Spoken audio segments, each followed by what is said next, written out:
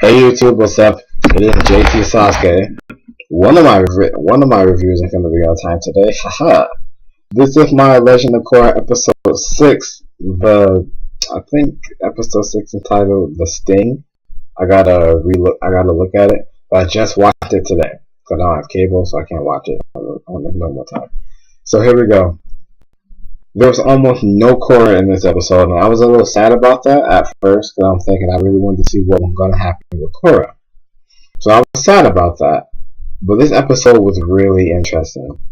So basically what happens is basically what happens if Mako goes on a mission to find out who is doing this, basically trying to find out what happened at the Southern Water Tribe thing, because Varrick's, that's the rich guy's name. Varrick's ships are going down to the South Pole to sell a lot of mecha tanks and to the south.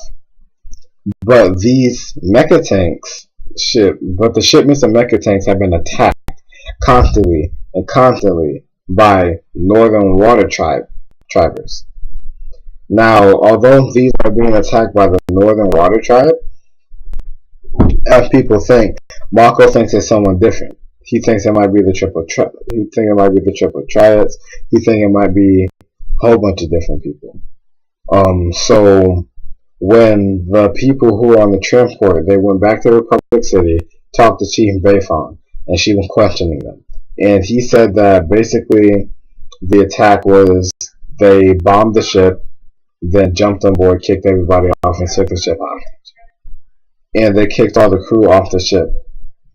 And then that's when Mako went just like, hold on, maybe it's the same people. He went in there, interrupted the interrogation session, and basically just got chewed out by Lin Beifong.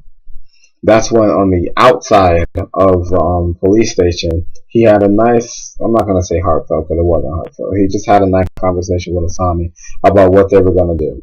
So they decided to do an off-the-books mission. They went to the Triple Triads and got help from them. And basically what they did with this, they took a big ship and put fake supplies on it and went out and put it into the open waters and waited for the people to attack. And when the people attacked the ship, that's when Mako, Asami, and the Triple Triads would ambush people. Now this didn't work out because the Triple Triads got paid off to double cross them. So Asami and Mako had to get away from the Triple Triads when they found out it was double cross, and they had to fight them at the same time. So they were on speedboats just driving away from the main ship, and eventually Mako and Asami was able to get them. But as soon as that happened, they seen this. They go to one of Asami's warehouses and everything is gone. So the whole double crossing thing was really just a distraction. So whoever paid them off took everything. Asami was sad, depressed, everything. I think probably the second time I've ever seen Asami this sad, because she really seemed like she was on the comeback. You know, oh my god, me and Mako just broke up. He left me for Korra, but fuck it, I'm gonna do my thing. You know, Asami is strong, but she broke down. She cried, and I'm just like, poor Asami. There's some amazing shit happened.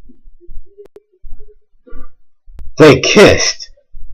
Now I'm sitting there and I'm just like, now this is why they should still be together, because I'm sitting there and I'm just like, I'm feeling this.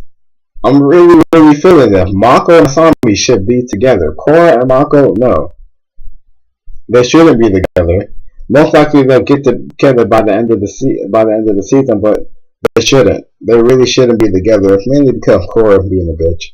But, you know, Mako may be a man whore, but when he has a girlfriend, he's good to her. So, but after they kiss, she apologizes, and basically he just goes on to say that I'm going to find out who did this. He ends up interrogating one of the Triple Triads that was actually on the ship that day. And after he interrogated him, found out that the guy really didn't know nothing. And that's when he went to Bolin, because he wanted to talk to Varrick about something. Now, Bolin said he couldn't find Varrick. Bolin was being a dick. Because Mako came to ask him for help for the whole thing, and Bolin just like nah, because he's a big movie star now. So Bolin, so he went to go see Bolin, and Bolin, being a dick, said he didn't see Vic or whatever, but I'll see you later. I gotta go shoot this. I gotta go shoot this video. All of a sudden, out of nowhere, he's sitting there. He's sitting there, and he's watching Bolin shoot the scene. Now Bolin is running, and in the background there are explosions.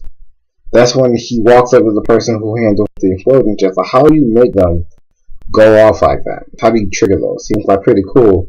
Limited edition from Varric's company, and showed him a trigger. Now this trigger is the same trigger that he took at the scene of the crime when